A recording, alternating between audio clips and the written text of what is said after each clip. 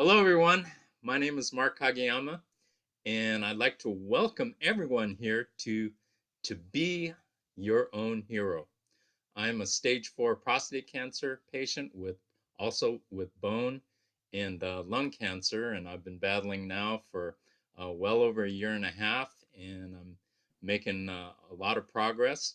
Very slow, but I'm making progress. Actually, on Friday, I had my port surgically removed. And for those who don't know what a port is used when uh, they inject chemotherapy, and it's used so that they don't have to keep sticking you in the arm, and they could just send the chemotherapy right through the port.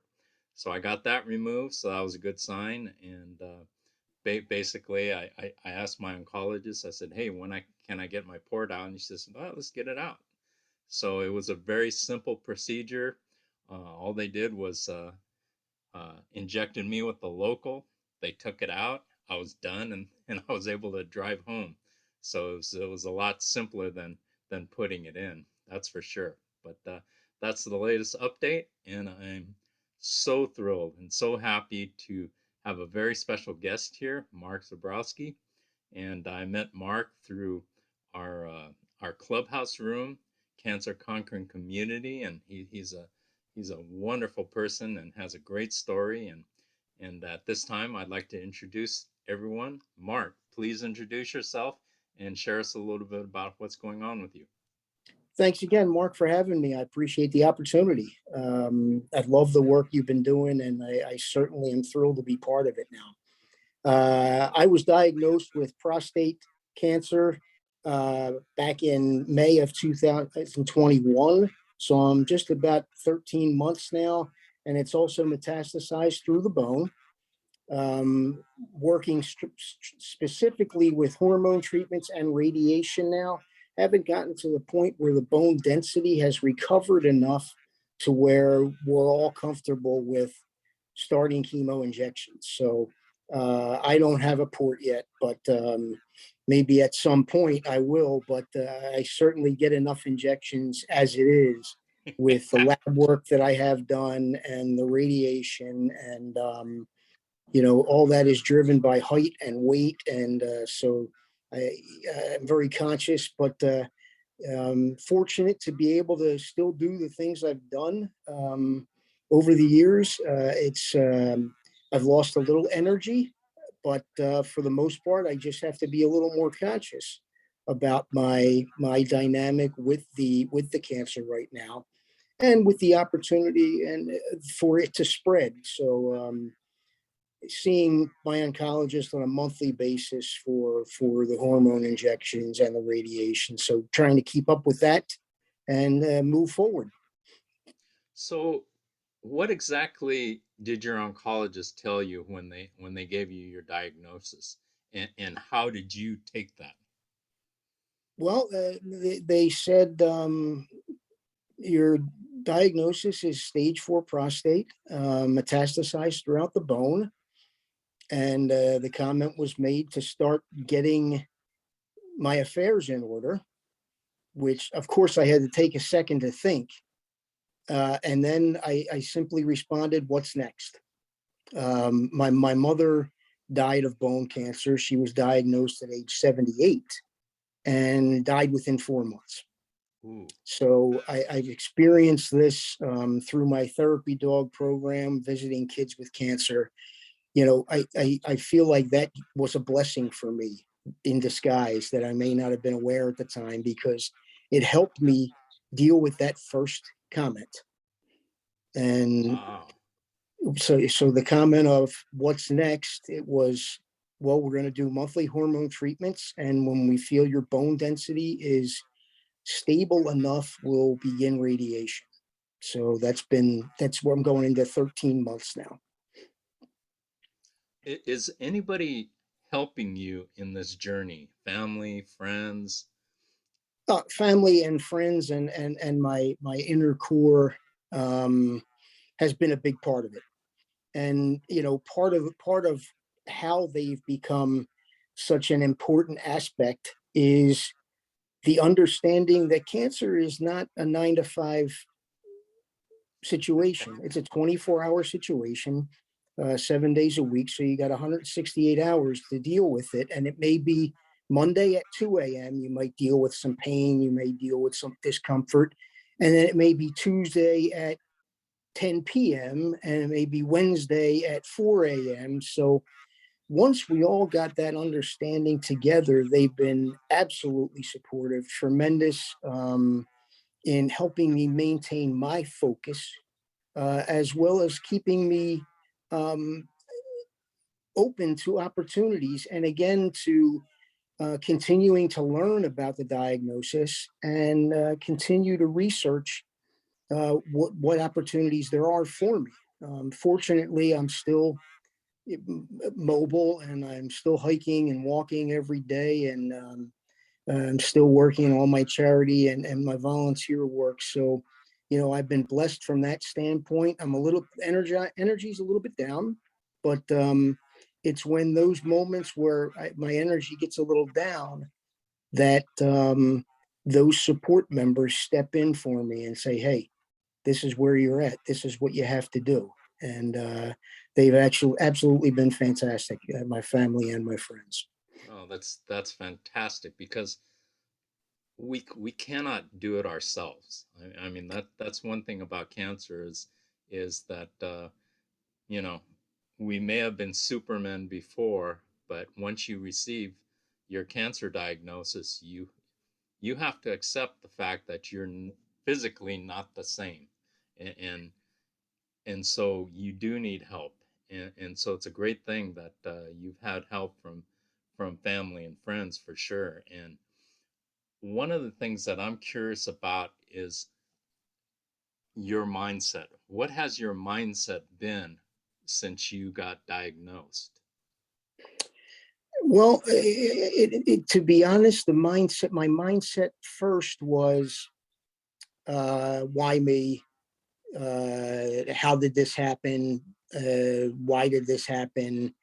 And but I quickly moved on to, I didn't let the cancer dynamic consume me to the point where I had to assume the lifestyle of a cancer patient, because you do lose energy and there are times where you overthink the process, no matter how hard you try.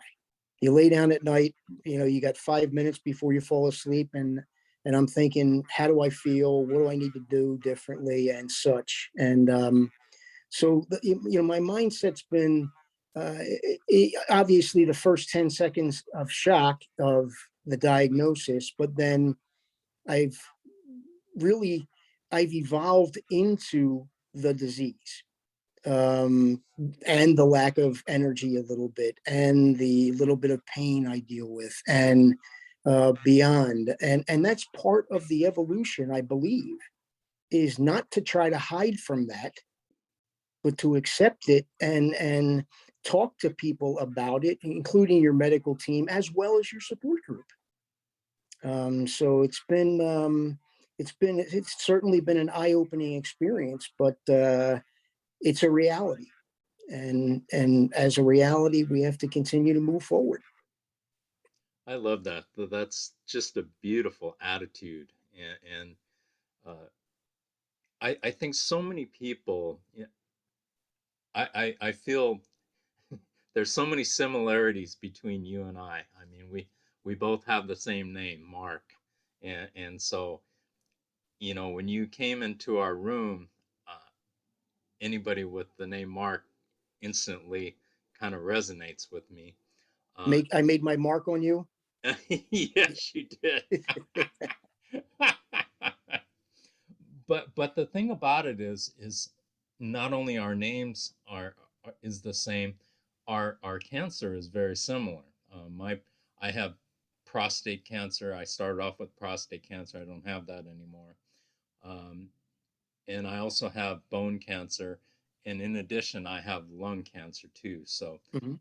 our journeys as far as the cancer itself are similar. We're treating it in totally different ways, and the beauty, if you can say that, of cancer is that everybody deals with cancer differently, and differently in the way they react to it, differently in the way they treat it. So there's a lot of different things that a person could do. But what's most important, I believe, is the fact that they do act and they do move, because you can't just sit there and feel sorry for yourself, which you haven't done, which I admire.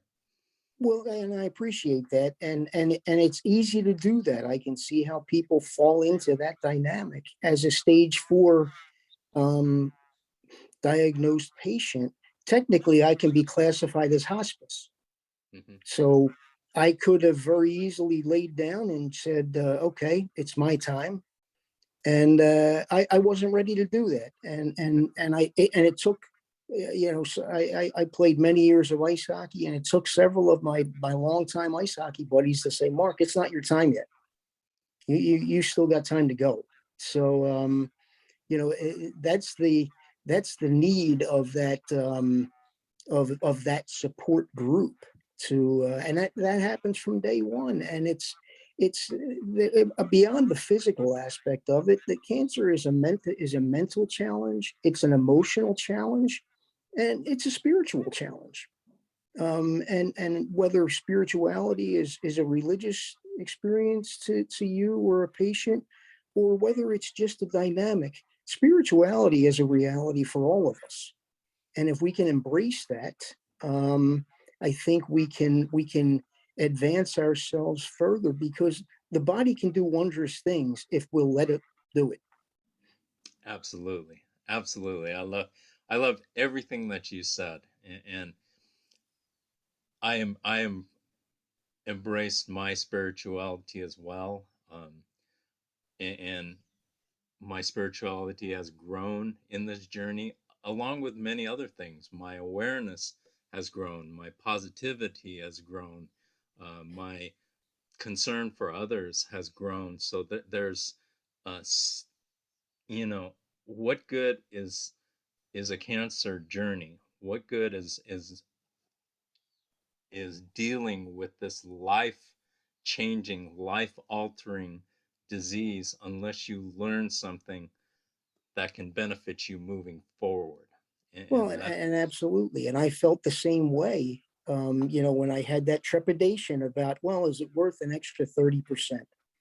Uh, and with the help of all my support um, team, it got to the point where if somebody learns something from me that can help a child or an elderly person, or bypass some of the cancer situations that I went through, then it absolutely was worth it every second for me. beautiful. I'm happy to be able to contribute that way. I'm not. This is something I'm not usually used to as a 30-year banker, because that's an environment where 1 + 1 = 2 every day, and you can't change that. And what the difference is cancer. Again, like I said, it's a 168-hour function a week, and it's different every day. So you have to keep that open mind, as you've displayed, and keep that positive attitude. There's no doubt about it. I mean, when I got diagnosed, that was one of the things that got triggered in my mind. Was I was determined that every day I was going to be positive, no matter what happened, because as you know, we're put through so many inhumane medical procedures, Oh, and I know absolutely. you've gone through probably a similar amount that I have. And to keep your focus away from the actual procedure is tough. It's really tough, because there's some things that are just really, really rough for anybody. And to keep your focus on your goal is what's most important. Uh, And because there's so many things that could adversely affect that focus. For example, in my hiking and such, I took a fall about 6 weeks ago and went to catch myself with my right arm and ended up snapping my right clavicle and fracturing my skull. Now, um, had we've come to determine, myself and my medical team, that the fractures were based on the lack of bone density. So had I not been had I been more cautious, that may not have happened, and it triggered my oncologist to say, Mark, you got to remember you're not 21 anymore. Um, and now you're not 21 anymore, and you have bone cancer as well. So it was a learning experience. Was it painful? Yes, but it helped me find a path that I should take rather than the path I've been taking for 55 years. So how, by having that fall, how did that affect your cancer? Did it have any effect on that at all, as far as, you None. know? Treatment stayed the same. Um, really can't do anything with a fractured skull or a clavicle. Really, I'm not going to go into a pin or anything like that. So I was supposed to be on my best behavior, which after being told I wasn't 21 anymore, I was on my best behavior. So, but it was a painful dynamic because I could only sleep in one position, so it was difficult to sleep and such. But I think going through the last 12, 13 months on the cancer process has helped me deal with that dramatically. And I'm certainly not saying, great, I'm glad I fell down and suffered two breaks, but that's part of life, and we're going to experience those things in life, and we have to be prepared to deal with them. Man, I just love your attitude. It's just so refreshing and so beautiful, and I love that, and especially in today's world with all the negativity and everything like that, a positive attitude is just a breath of fresh air, and if we could all share that with the world like you are, and hopefully I am, then we can help make this world a better place, which the world really, really, really needs right now. It Well, needs and us I to think come together and help each other. I've had the belief always that things happen for a reason, and us connecting was about as random as it could be. Yes.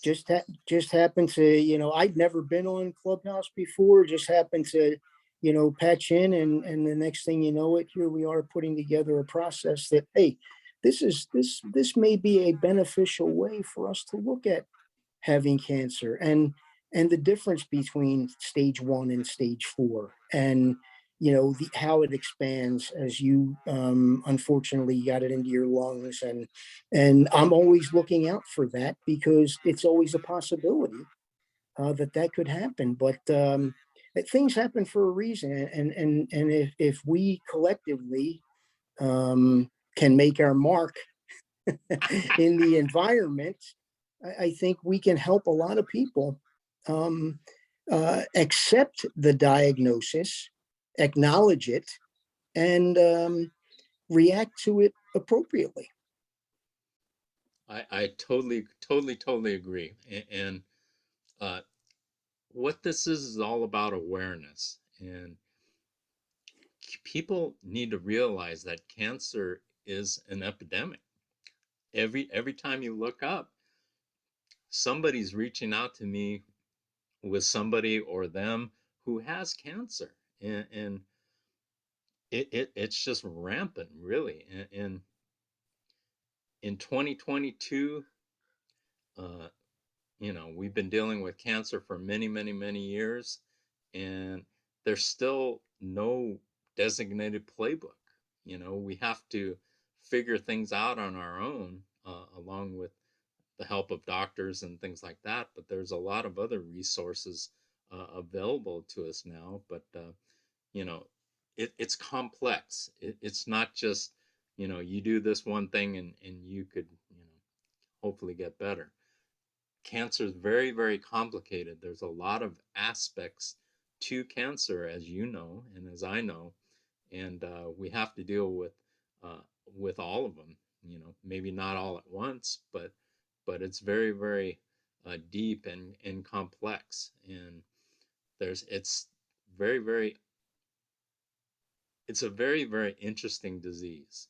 It's just comes out to be that way, and you know, I am I am thankful that from this aspect that I've been given allowed to see a different part of life because of cancer, and I'm very, very thankful for that because I don't believe I would have seen it without having gotten cancer, and the reality that there's just so much more to life um, than what I was doing, than what I was living. It has just been a blessing to me, and it's really, really opened my eyes, and it's opened my heart to so many people, and I'm so thankful to the cancer community because there's so many incredible people such as yourself who are part of it, and we all want to uh, help each other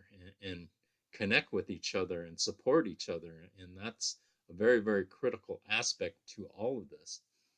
So, Mark, I'm just really thankful that we have had the opportunity to do this and to discuss your situation because it's a great story and it needs to be heard. So, where looking forward, what are you looking to do with the rest of your life? What's in store for Mark? Well, as I indicated earlier, really nothing has changed in my life, from the aspect of my involvement in charitable endeavors and volunteer work. Um, Fortunate enough to be on disability right now, which gives me the time to do that while still treating the cancer. Because, as you said, the cancer process is an evolution on the treatment side as well as the diagnosis side. So, and once we all get in that mindset that it's not going to be the same every day, um, I think we can all advance the treatment and the attitude going forward. So I'm going to continue to talk about my experience, um, and look forward to helping others in the same dynamic, because it wasn't very long ago that a stage 4 diagnosis was pretty much a goodbye. And I never looked at it that way, and I've always looked the same way you do at it. Okay, what's going to happen tomorrow? Okay, what do we do tomorrow? So I'm going to continue to move forward in that aspect, and stay as healthy and mobile as I can.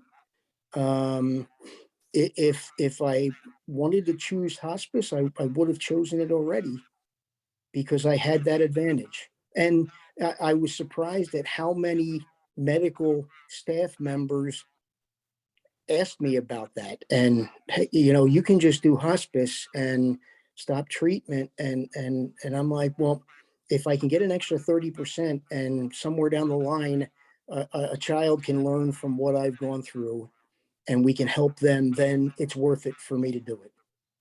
So I'm Beautiful. going to continue to do it. I love it. Absolutely love it. Thank thank you so much, Mark, for your time, for sharing your story, and I really appreciate and I'm honored that we've had the opportunity to do this. And so with that, I'd like to close out this interview. And do you have any final thoughts that you want to share with I everybody? want to thank you, Mark, because you've enlightened me as well. Um, Anytime we can connect with someone who has a positive attitude and an acknowledgement of the disease, I think we can move forward. So I look forward to staying in touch and helping out as you need. So looking forward to it. But thank you I'm honored to have been included in this interview. Thank you so much. Oh, thank you, Mark. And with that, I'd like to thank everybody for joining us here at To Be Your Own Hero, and appreciate your health.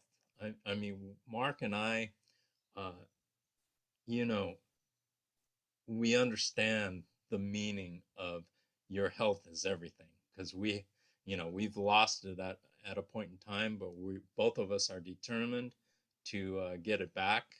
And in the meantime, we're going to be supporting each other and helping others in the cancer community. So thank you so much for joining us. Please subscribe, like, make a comment in the comments section.